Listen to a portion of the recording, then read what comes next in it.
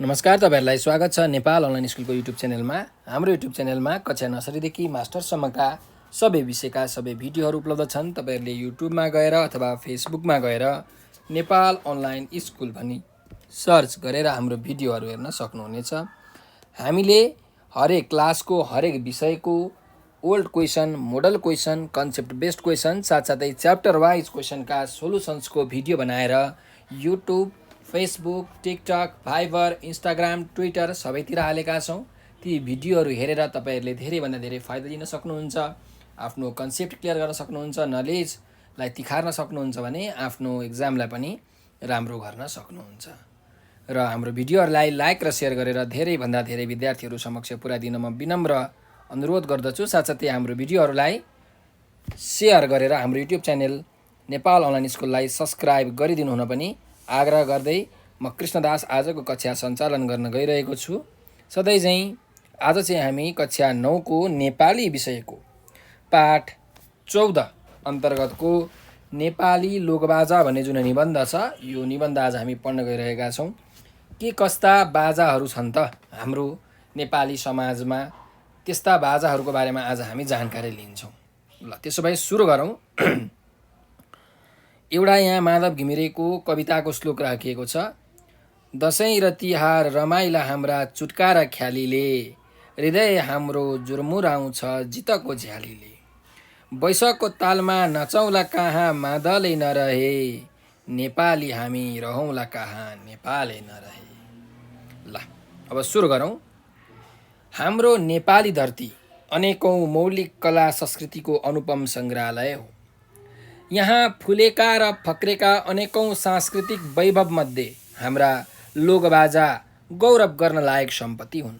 हाम्रो समाजमा प्रचलित तारले रेटेर, मुखले फुकेर वा गजाले ठोकेर सुरताल मिलाई विभिन्न अवसरमा बजाइने यस्ता यन्त्र विशेष वा वाद्यलाई नै लोकबाजा भनिन्छ।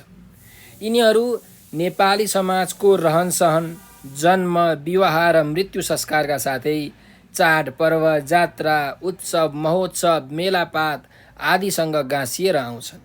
यी नेपाली लोकबाजा नेपाली समाजको मौलिक सभ्यता र संस्कृतिको शङ्खनाद गर्ने मौलिक पहिचान समेत हुन्।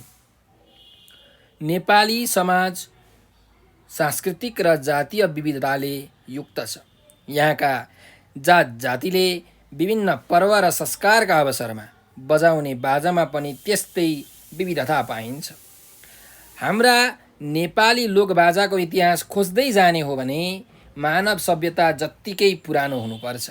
पुराण वा मिथकमा वर्णित शिवजीले हातमा लिने डमरू, विष्णुका हातको शङ्ख र कृष्णका हातको मुरलीबाट पौराणिक कालदेखि नै बाजाको सुरुवात भएको मानिन्छ। नेपालमा वाद्यवादनको विकास प्राचीन कालदेखि हुँदै आएको कुरा विभिन्न अभिलेखले सङ्केत गर्छन्। जुन कुरा वसन्तदेवको सम्वत 434 को टिस्टुङको अभिलेखमा कुँदिएको शङ्खको सन्दर्भले पनि पुष्टि गर्छ। हाँडी गाउँको अंशु वर्माको अभिलेखमा मङ्गलबाजा बजाउने र पूजाको अवसरमा शङ्ख बजाउने कामका लागि रकम छुट्याइएको प्रसङ्गले पनि लोकबाजाको प्राचीनतालाई सङ्केत गर्छ। त्यस्तै गरी ललितपुर लेलेको अभिलेखमा पनि वादित्र गोष्ठीको प्रसङ्गले पनि लिच्छवी कालमा वाद्यवादनलाई महत्त्व दिइन्थ्यो भन्ने बुझिन्छ। मल्लकालमा चाहिँ वाद्यवादन र वाद्य सामग्रीको व्यापक रूपमा विकास भएको मानिन्छ। त्यसबेला राजाहरूले पनि स्वयं वाद्यवादनमा भाग लिई बाजा बजाउँथे। यस कुरालाई हनुमान ढोकाको एक मूर्तिमा प्रताप मल्लले बाजा बजाइरहेको दृश्य अङ्कित हुनुले पनि पुष्टि गर्छ। संस्कृत र परम्परा अनुरूप लोकबाजाका तालबाजा र सुरबाजा गरी दुई प्रकार छन्। हजारौँ वर्ष पहिले नाट्यशास्त्रका लेखक भरत मुनिले बजाउने शैलीका साथै बनोटका आधारमा लोकबाजालाई ततवाद्य, विततवाद्य, सुशिरवाद्य, घनवाद्य र अवनवाद्य वर्गमा वर्गीकरण गरेका छन्। त्यसैका आधारमा नेपाली लोकबाजालाई पनि वर्गीकृत गर्न सकिन्छ, जसमध्ये पहिलो वर्गमा कोट्याएर वा आघात पारेर बजाइने एकतारे, बीणा, टुङ्गना जस्ता तारका बाजा पर्छन्। यिनलाई तत्वाद्य भनिन्छ। दोस्रो वर्गमा रेटेर बजाइने सारङ्गी जस्ता तारका बाजा पर्छन्। यसलाई वितत वाद्य अन्तर्गत राखिन्छ। तेस्रो वर्गमा हावा वा सास फुकेर बजाइने मुरली, बाँसुरी, सनाई, नरसिङ्गा, शङ्ख आदि बाजा पर्छन्। यिनलाई सुशिर वाद्यका नामले चिनिन्छ। चौथोमा ठोकेर बजाइने घन्टी, झ्याली झ्याम्टा, खैँजेडी आदि बाजा पर्छन्, जसलाई घनवाद्य भनिन्छ। र अर्को वर्गमा छालाले मोडिएका ढोल, मादल, नगरा, दमाहा, ट्याम्पो, डमरू आदि तालबाजा पर्छन्, जसलाई अवनवाद्यको वर्गमा राखिन्छ। बहुजातीय र बहुसांस्कृतिक मुलुक हुनु नेपालको गौरवमय अतीत मात्र होइन, सुन्दर वर्तमान पनि हो। वास्तवमा यो मुलुकमा बस्ने हरेक व्यक्तिको सम्बन्ध कुनै न कुनै जातिसँग गाँसिएकै हुन्छ। यस अर्थमा हामी नेपाली कुनै न कुनै जात वा जातिको समुदायका सदस्य हौँ। नेपालमा आफ्नै बाजा, गीत, सङ्गीत नभएका कुनै पनि जाति छैनन्। नेपालमा नेवार जातिका धिमे, ढाँचा, कर्खिङ, नगरा, पोङ्गा, पोना, झ्यालिन्चा लगायत सबैभन्दा बढी 60 हाराहारीमा बाजा छन् भने अति अल्पसङ्ख्यक कुसुन्डा जातिको चाहिँ एउटा मात्र पिर्लुङ पिपरी नामको बाजा छ भनिन्छ। नौमती र पन्चे बाजा नेपालका प्रचलित र चर्चित बाजा हुन्। लिम्बू जातिका च्याब्रुङ, तुङ्गेवा र फेन्जे बाजा, मगर जातिका मादल, डम्फु र मुर्चुङ्गा बाजा नेपालका अमूल्य निधि हुन्। त्यस्तै तामाङ जातिका ग्यापुङ, सरुङ्गे र सिन्डुङ बाजा, राई किराँतका बास्तुम्बा, टुङ्ना र बिनायो बाजाले नेपाली संस्कृतिलाई समृद्ध तुल्याएका छन्। त्यस्तै थारू जातिका खजडा, झिल्मिले र तमौरा बाजाले पनि नेपाली लोक संस्कृतिलाई अझ समृद्ध तुल्याएका छन्। त्यति मात्र होइन, शेर्पा जातिका चौरी घण्ट, लावा र पिवाङ बाजा, ब्राह्मण क्षेत्रीका शङ्ख, घण्ट, खैँजेडी र मुजुरा बाजाका साथै नेपालमा बसोबास गर्ने सबै जातिका हरेक बाजा नेपालका अमूल्य सम्पदा हुन्। नेपाली लोकबाजा संरक्षणका क्षेत्रमा लागेका संस्कृतिकर्मी रामप्रसाद कँडेलले लोकबाजा पुस्तकमा नेपालमा 375वटा लोकबाजा रहेको सचित्र उल्लेख गरेका छन्। सबै जात जातिले आफ्ना समुदायका लोकबाजालाई जगेर्ना गर्नु अत्यन्त जरुरी देखिएको छ। नेपालमा हिजो कुनै जाति विशेषले र जाति विशेषका मात्र भनेर चिनिने र बजाइने यी लोकबाजा आज समग्र नेपाली जातिका आफ्नै बाजा बनेका छन्। जुनसुकै जातिका विवाहमा बजाइने यी पन्चे बाजा र नौमतीको लोकप्रियताले आकाश छुँदो छ। स्वरोजगारमूलक व्यवसायका रूपमा अन्य जातिले पनि नौमती र पन्चे बाजा बजाउँदै आर्थिक उपार्जन समेत गरिरहेका छन्। मगर जातिमा लोकप्रिय मानिने मादल अब सिङ्गो नेपाली जातिको बाजा बनेको कुरा रोदी घरमा यसको लोकप्रियताले साक्ष्य प्रस्तुत गरेकै छ। शङ्ख, घण्ट ब्राह्मणको मात्र रहेन, नेपालमा बसोबास गर्ने ठुलो जनसङ्ख्याले आफ्नो धार्मिक अनुष्ठानमा यिनको प्रयोग गरिरहेकै छन्। यसरी नेपाली समाजमा देखा पर्दै गरेको सांस्कृतिक अन्तर्घुलनको प्रत्यक्ष प्रभाव समेत नेपाली लोकबाजाका क्षेत्रमा समेत देखा पर्दो छ। हाम्रा नेपाली लोकबाजा हाम्रै नेपाली मौलिक लोक संस्कृतिको महत्त्वपूर्ण उपकरणका रूपमा रहेका सङ्गीतका अभिन्न अङ्ग हुन्। नेपाली लोकबाजा नेपाली लोकजीवनका ढुकढुकी हुन्। सङ्गीत रत्नकोशमा लेखिएको छ, गीतम वाद्यम तथा नृत्यम त्रयम सङ्गीतमुच्यते, अर्थात् गीत, वाद्य र नृत्यको सामूहिक नाम नै सङ्गीत हो। सङ्गीतमा प्राण भर्ने काम वाद्यले गरेको हुन्छ। नेपाली लोकबाजामा विश्व सङ्गीतलाई मार्ग निर्देशन गर्न सक्ने शक्ति छ भन्दा अत्युक्ति नहोला। नेपाली लोकबाजामा नेपाली जीवनको पीर र व्यथा बोलेको हुन्छ। आँसु रसाएको हुन्छ र हाँसो पनि मुस्कुराएको हुन्छ। नेपाली लोकबाजाका क्षेत्रमा गहन अनुसन्धान गर्नेहरू पनि छन्। लोकबाजामा हामी गौरवशाली पुर्खालाई देख्न र उनीहरूका आवाज सुन्न सक्छौँ। हुन पनि हो, बाजा एक्लो हुँदैन र एक्लै बज्दैन। उसँग ताल, बोल, स्वर, राग, गीत तथा नाच साथीका रूपमा रहेका हुन्छन्। यी सबै मिलेर हाम्रो गौरवमय लोक संस्कृति जन्मन्छ। यस्तै यस्तै लोक संस्कृति र लोकभाकाले नेपाली लोकजीवनका आँखामा बगेका आँसु पुछेका छन्। यिनै लोकभाकाले नेपाली वीरताको गाथा गाएका छन्। नेपाली लोकहृदयका कहिल्यै पनि नपुरिने दुःख, पीडा र व्यथाको घाउको सहज उपचार गरिदिएका छन्। जब नेपाली लोकजीवनमा सन्तान वृद्धिको खुसियाली छाउँछ, त्यति बेला छैटीमा नवजात शिशुको दीर्घायुका लागि खैँजेडी र मजुरा बज्छन्। विवाहको अवसरमा बज्ने नौमती या पञ्चेबाजाले पैदा गर्ने रौनकको त बयान गरी के नै साध्य छ र।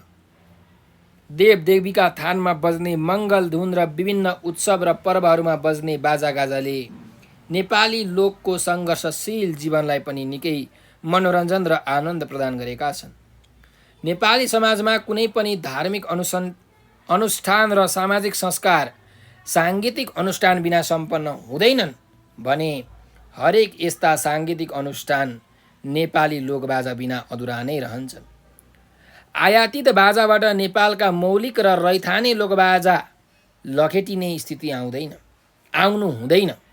आजभोलि हाम्रा लोकबाजाप्रति नयाँ पुस्ताको चासो घट्न थालेको हो कि भन्ने आवाज हुन थालेको छ। सारङ्गी, मादल, मुर्चुङ्गा, बिनायो, ट्याम्पो, सनाही, झ्याम्टा आदि हाम्रा लोकबाजा हुन्। तर नेपालीहरू हार्मोनियम, गिटार, किबोर्ड, तबला र बिङ्जुको धुनमा समेत रमाउन थालेका छन्। दिन प्रतिदिन देशमा लोकबाजा बजाउने मान्छेको अभाव हुँदै जानु चिन्ताको विषय हो। लोकबाजा लोकको सम्पत्ति हो, त्यसैले यसको संरक्षणमा सरकार र समाज दुवै जिम्मेवार हुनुपर्छ। नेपालमा लोकबाजाको संरक्षणका लागि लोकबाजा सङ्ग्रहालय नामक संस्था छ।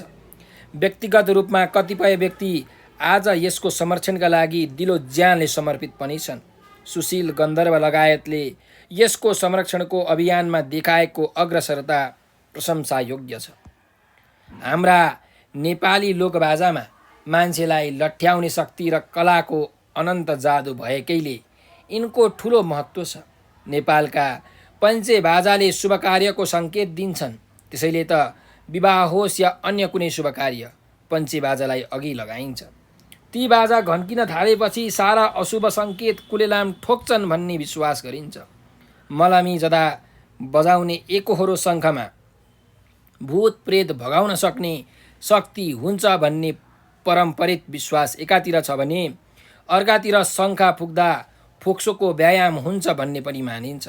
त्यसो त हरेक बाजा बजाउँदा शारीरिक एवं मानसिक स्वास्थ्यमा समेत अनुकूल प्रभाव पर्छ।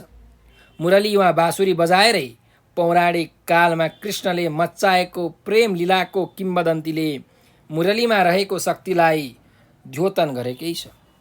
युद्धको घोषणा गर्ने नगरा र सामाजिक भेलाको निम्ति सूचित गर्ने पुङ जस्ता बाजाहरूभित्र लुकेको शक्ति विचित्रको छ। आजभोलि त कतिपयले बाजा बजाउनुलाई व्यवसाय र पेसाकै रूपमा विकसित गरी आय आर्जन समेत गरिरहेको पाइन्छ। यसरी बाजाबाट निस्कने धुनले व्यक्तिमा परिवेश अनुकूलको भाव पैदा गर्ने, शुभाशुभ सङ्केत गर्ने र व्यक्तिको शारीरिक एवं मानसिक स्वास्थ्यमा समेत स्वस्थ राख्न मद्दत पुर्याउने हुँदा यसको महत्त्व छ।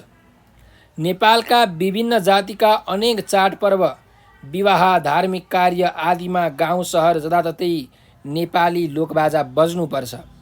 आधुनिकताका नाममा पप, र्याप, डिस्को होइन, नेपाली लोकगीत तथा लोकसङ्गीतका तालमा नेपाली बाजा नै घन्किनुपर्छ। आधुनिकतालाई अँगाल्नु समयको माग होला, तर यसैमा डुबेर आफ्नो मौलिकतालाई भुल्नु कदापि राम्रो हुँदैन। आफ्नो संस्कृतिका यी अमूल्य लोकबाजाको प्रयोग र संरक्षणप्रति राज्य र नागरिक समेत जागरुक हुन जरुरी छ। संस्कृति भनेको हरेक राष्ट्रको आत्मा हो र मौलिकताको पर्याय हो। मौलिकता भाषा र रहनसहनले मात्र होइन, त्यहाँको बहुसंस्कृति सुवास र त्यसमा अटाउने गीत सङ्गीतले पनि बोक्छ। हाम्रा मौलिक बाजा सङ्कटमा छन्। सङ्कटमा पर्दा हाम्रो पहिचान समेत सङ्कटमा पर्ने हुँदा यसको संरक्षण र सम्वर्धनका लागि सम्पूर्ण मुलुक एक ढिक्का हुनु आवश्यक छ। नेपाल लोकबाजाका दृष्टिले समेत वैभवशाली छ। यी वैभवलाई बचाए मात्र हामी आफ्नै संस्कृति परम्परा र कलालाई अझै समृद्ध तुल्याउन सक्छौँ। राष्ट्रकवि माधव घिमिरेको गीती कविताका माथिका हृदयस्पर्शी हरफमा झ्याली र मादलले समग्र लोकबाजाको प्रतिनिधित्व गर्दै यी रहे भने मात्र नेपाल रहन्छ भन्ने मार्मिक भाव व्यक्त छ। अतः राष्ट्रको अस्तित्व बचाउन मुलुकको मौलिक लोकबाजाको संरक्षण जरुरी छ भनेर यो हाम्रो जुन निबन्ध छ नेपाली लोकबाजा भन्ने निबन्ध हाम्रो सकिएको छ। अब हेर्नुहोस् भाइ बहिनीहरू, नेपाली लोकबाजाको निकै महत्त्व छ। यो हाम्रो संस्कृतिको एउटा अभिन्न अङ्ग हो भनेर यो पाठमा हामीलाई एकदम राम्रोसँग बुझाइएको छ। नेपालमा विभिन्न जात जातिहरू बस्दछन्, विभिन्न धर्म मान्ने मानिसहरू बस्दछन्। त ती मानिसहरूले आफ्नो धार्मिक कार्यमा, बिहामा, वर्तमानमा, पूजा श्राद्ध, त्यस्तै मर्दाखेरि अनेक प्रकारका बाजाहरू बजाउँछन्। विवाहमा तपाईँले सुन्नुभएको होला है, पञ्चे बाजा अथवा नौमती बाजा भनेर भनिन्छ, हो त्यस्ता बाजाहरू बजाइन्छ। नेपालमा हरेक जात जातिको आफ्नै तरिकाको बाजा छ र अहिले यी सबै नेपाली संस्कृति झल्काउने एक अमूल्य सम्पदाका रूपमा रहेका छन्। यो बाजाले हामीलाई विश्व सामु चिनाएका छन्। यिनीहरू भनेको हाम्रो मौलिकता हो। त्यही भएर यिनीहरूलाई जोगाउनुपर्छ, जगेर्ना गर्नुपर्छ। अचेल हामीले लोकबाजा बजाएको कहीँ कतै मात्र सुन्दछौँ, त्यही पनि कहीँ न कतै त बजिरहेका हुन्छ। तर अहिले गिटार, त्यस्तै गरिकन हार्मोनियम, तबला जस्ता बाहिरका वाद्यवादन सामग्रीहरूले गर्दाखेरि हाम्रो लोकबाजाको अस्तित्व गुम्न गइरहेको छ, हराउन गइरहेको छ। यसको मतलब के हो भने हाम्रो संस्कृति हराउँदैछ, हाम्रो सम्पत्ति, हाम्रो सम्पदा हराउँदैछ, हाम्रो अस्तित्व हराउँदैछ भन्ने कुरा हामीले बुझ्नुपर्छ। त्यसैले यो लोकबाजा हाम्रो नेपाली मौलिक लोक संस्कृतिको महत्त्वपूर्ण अङ्ग हो, एकदमै अभिन्न अङ्ग हो। त्यही भएर यिनीहरूलाई हामीले बचाउनु पर्छ। यिनीहरूमा चाहिँ हरेक मान्छेलाई लट्ठ्याउने शक्ति हुन्छ। यिनीहरूमा कलाको अनन्त जादु हुन्छ। त्यही भएर यसको एकदमै ठुलो महत्त्व छ। त्यसैले यस्ता लोकबाजाहरूको संरक्षण हामीले गर्नुपर्छ, लोकबाजाहरू हामीले बजाउनुपर्छ। त्यस्तै आधुनिकताको नाममा हामीले पप गीत, र्याप गीत, डिस्को सिस्को जाने होइन। नेपाली लोकगीतहरू, त्यस्तै लोक सङ्गीतका तालमा नेपाली बाजा नै बजाउनुपर्छ र आफ्नो संस्कृतिका यी अमूल्य लोकबाजाको प्रयोग र संरक्षण गर्न हरेक नागरिक लाग्नुपर्छ, समाज लाग्नुपर्छ र राष्ट्र नै लाग्नुपर्छ। किनकि संस्कृति भनेको हाम्रो राष्ट्रको आत्मा हो, हाम्रो मौलिकता हो। त्यसैले यिनीहरूलाई बचाउनुपर्छ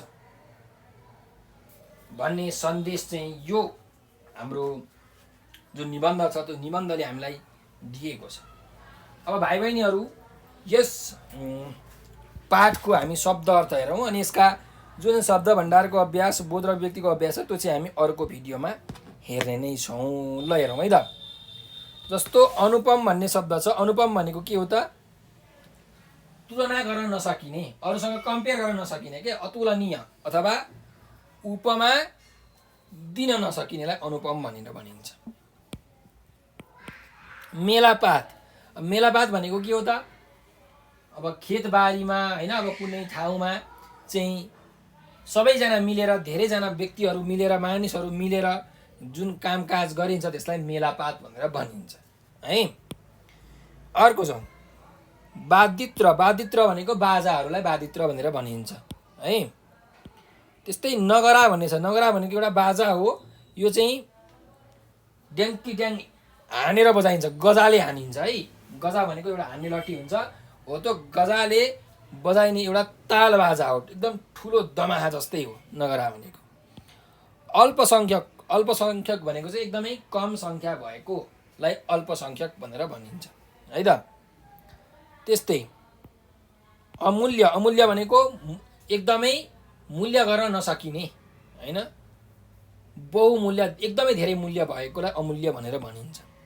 जगेर्ना, जगेर्ना भनेको सुरक्षा, संरक्षण होइन, जोगाएर राख्ने कामलाई जगेर्ना भनिन्छ। अत्युक्ति भनेको चाहिँ बढाइ चढाइ गरेर जुन वर्णन गरिन्छ, व्याख्या गरिन्छ, त्यसलाई अत्युक्ति भनेर भनिन्छ है। कसैले बढाइ चढाइ भन्छ नि, त्यसलाई अत्युक्ति भनिन्छ। गहन भनेको एकदमै गहिरो, भित्र छिरेर गम्भीर प्रकारले भनेर भन्न खोजेको। अनुष्ठान भनेको चाहिँ धार्मिक कार्यहरूलाई अनुष्ठान भनिन्छ है। विधि मुताबिक गरिने पूजापाठ वा आराधनालाई पनि अनुष्ठान भनेर भनिन्छ। यज्ञ होमहरूलाई अनुष्ठान भनिन्छ है, धार्मिक कार्यहरू। त्यस्तै आभास भनेको कुनै पनि कुरा हो कि जस्तो लाग्नुलाई आभास भनेर भनिन्छ, झल्को। अर्को व्यायाम भनेको एक्सर्साइज हैन, शरीरलाई स्वस्थ राख्न, तन्दुरुस्त राख्नको लागि गरिने यो कसरत भनेको व्यायाम हो। द्योतन भनेको सूचना दिने काम, सङ्केत गर्ने कामलाई द्योतन भनेर भनिन्छ। र अन्तिम शब्द छ अस्तित्व भनेको चाहिँ कुनै पनि वस्तु छ अथवा हुन्छ भन्ने जुन अवस्था छ, कुनै पनि वस्तु हुनाको भाव वा अवस्थालाई अस्तित्व भनेर भनिन्छ।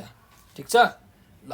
अब यो सँगसँगै हाम्रो यो पाठको वाचन हामीले गऱ्यौँ। यो पाठबाट के कुरा हामीले सिक्नुपर्ने थियो त्यस विषयमा पनि चर्चा गऱ्यौँ र यस पाठको शब्द अर्थ पनि हामीले हेऱ्यौँ। यदि भाइ बहिनीहरू तपाईँहरूले केही कुरा बुझ्नु भएको छैन, जान्नु भएको छैन, केही कुराहरू तपाईँहरूलाई सोध्न मन लागिरहेको छ, केही समस्या परिरहेको छ भने हाम्रो यो नम्बर 9849595895 9845955895 को भाइबर, टेलिग्राम र व्हाट्सएपमा मेसेज गरेर आफ्नो समस्या भन्न सक्नुहुन्छ। र कुनै पनि क्लासको कुनै पनि सब्जेक्टको भिडियो चाहिएको छ भने पनि सर मलाई क्लास 9 को म्याथको सबै भिडियो पठाइदिनुहोस्, सर मलाई क्लास 9 को इङ्ग्लिसको सबै भिडियो पठाइदिनुहोस् भनेर यसरी तपाईँहरूले यो नम्बरको भाइबर, व्हाट्सएप र टेलिग्राममा मेसेज गर्नुहोला। हामीसँग जे जति भिडियोहरू छन् ती सबै भिडियोहरू हामी तपाईँहरूलाई पठाइदिन्छौँ। त्यसपछि तपाईँहरूले राम्रो तरिकाले अध्ययन गर्न सक्नुहुन्छ। र हाम्रो युट्युब च्यानल नेपाल अनलाइन स्कुलमा हामीले 30,000 भन्दा पनि धेरै भिडियो बनाएर हालिसकेका छौँ, जसमा हरेक क्लासको हरेक विषयको old question solution, model question सेटका सोलुसन, त्यस्तै गरिकन कन्सेप्ट बेस्ड क्वेसनका सोलुसन, च्याप्टर वाइज क्वेसनका सोलुसनहरूको भिडियो छ।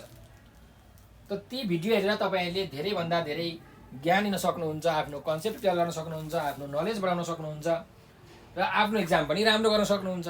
त्यस्तै तपाईँहरूले टिकटकमा, फेसबुकमा, भाइबरमा, इन्स्टाग्राममा पनि नेपाल अनलाइन स्कुल लेखेर सर्च गर्नुभयो भने हाम्रो त्यहाँ ग्रुपहरू छ, त्यो ग्रुपहरू भेटाउन सक्नुहुन्छ। त्यो ग्रुपहरूमा जोइन हुनुहोस्, त्यहाँ भएका कन्टेन्टहरू हेर्नुहोस्, भिडियोहरू हेर्नुहोस्, रमाइला भिडियोहरू, पाठ पढाएका भिडियोहरू पनि छन्, हरेक विषयका भिडियोहरू छन् है, हरेक क्लासको। त्यो भिडियोहरू तपाईँहरूले राम्ररी हेरेर धेरैभन्दा धेरै ज्ञान आर्जन गर्नुहोला र हाम्रो भिडियोहरूलाई लाइक र सेयर गरेर धेरैभन्दा धेरै विद्यार्थीहरू समक्ष पुर्याइदिन म विनम्र अनुरोध गर्दछु। हाम्रो नेपालमा आर्थिक अवस्था एकदमै कमजोर भएका कारणले गर्दाखेरि, गरिबीका कारणले गर्दाखेरि विभिन्न क्षेत्रका विद्यार्थीहरूले राम्ररी पढ्न पाएका हुँदैनन्, अध्ययन गर्न पाएका हुँदैनन्। त तिनीहरूले यस्तो भिडियो भेटायो भने के थाहा उनीहरूलाई सहयोग पो पुग्न सक्छ कि। त्यसैले तपाईँले कृपया एउटा सेयर भए पनि गरिदिनु होला र यस्तै नयाँ कन्टेन्टहरू, नयाँ भिडियोहरू हेर्नको लागि हाम्रो युट्युब च्यानल नेपाल अनलाइन स्कुललाई सब्सक्राइब गर्न नबिर्नु होला। हजुरहरूको साथ र सहयोगकै कारणले गर्दाखेरि आज नेपाल अनलाइन स्कुलले उचाइ चुम्न सफल भएको छ र हजुरहरूकै मायाले गर्दाखेरि हामी अहिले यो अवस्थासम्म आइपुगेका छौँ। त्यसैले हजुरहरूले यसरी नै हामीलाई माया गरिराख्नु होला। हामी यस्तै नयाँ कन्टेन्टहरू, नयाँ भिडियोहरू लिएर आउनेछौँ जुन तपाईँहरूको लागि एकदमै फलदायी हुनेछ। र जानुभन्दा अगाडि तपाईँहरूले आफ्नो अमूल्य समय दिएर यो भिडियो अन्त्यसम्म हेरिदिनु भयो, त्यसको लागि तपाईँहरूलाई हृदयबाट मुरी धन्यवाद दिन चाहन्छ नेपाल अनलाइन स्कुलको टिम। हस्त, नमस्कार, शुभ दिन।